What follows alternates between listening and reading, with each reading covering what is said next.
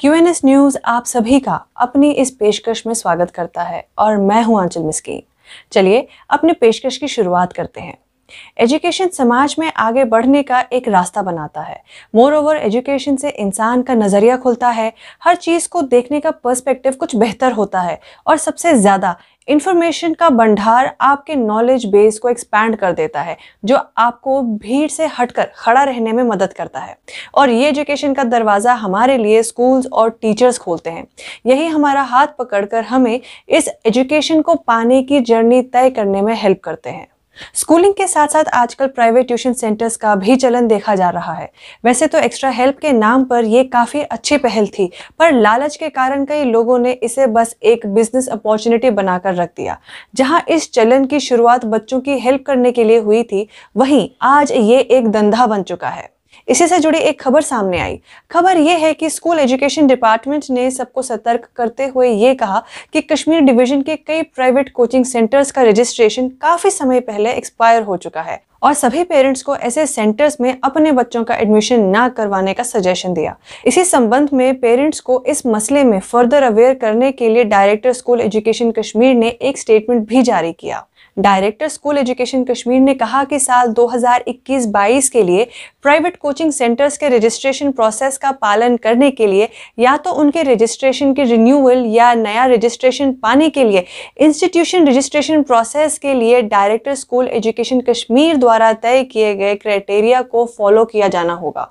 साथ ही director school education Kashmir द्वारा जारी किए गए स्टेटमेंट में ये भी कहा था कि private coaching and tuition centres का रजिस्ट्रेशन 1 नवंबर 2021 तक या उससे पहले डिप्टी कमिश्नर और एडिशनल डिप्टी कमिश्नर की अध्यक्षता में डिस्ट्रिक्ट मॉनिटरिंग कमेटी के ऑफिस में सबमिट किया जाएगा। उनके स्टेटमेंट में ये भी कहा गया कि डिस्ट्रिक्ट मॉनिटरिंग कमेटी बिना प्रॉपर रिक्वायर्ड डॉक्यूमेंट्स के किसी भी तरह के एप्लीकेशन को एक्सेप्ट नहीं करेगा और आम जनता की जानकारी के लिए लीडिंग कश्मीर बेस्ड न्यूज़पेपर्स में क्लास वाइज या subject wise fee structure publish किया जाएगा, खासतौर पर उन एस्पिरेंट्स के लिए जो किसी पर्टिकुलर कोचिंग सेंटर में कोचिंग लेने का इरादा रखते हैं।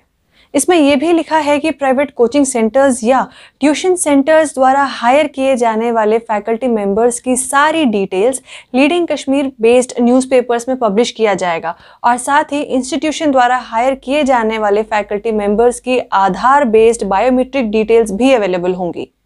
डायरेक्टर स्कूल एजुकेशन कश्मीर द्वारा लिए गए ये सारे स्टेप्स सच में सराहनीय हैं।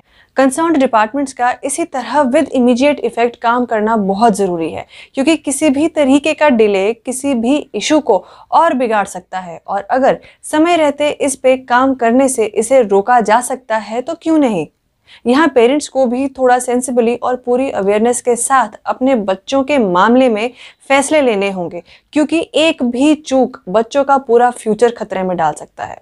इस तरह के बिजनेस माइंडेड लोग बैठे ही हैं मासूम लोगों की मासूमियत का फ़ायदा उठाने के लिए। इसीलिए आज के समय में आँख और कान दोनों खुले रखना बहुत ही ज़रूरी है।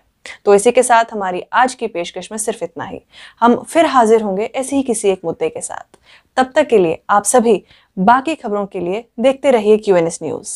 और हाँ, अगर आपने हमें अभी तक सब्सक्राइब नहीं किया है तो फटाफट से जाकर आप हमें फेसबुक, इंस्टाग्राम और ट्विटर पर जाकर फॉलो और सब्सक्राइब कर सकते हैं और बाकी खबरों के जरिए हमसे जुड़े रह सकते हैं।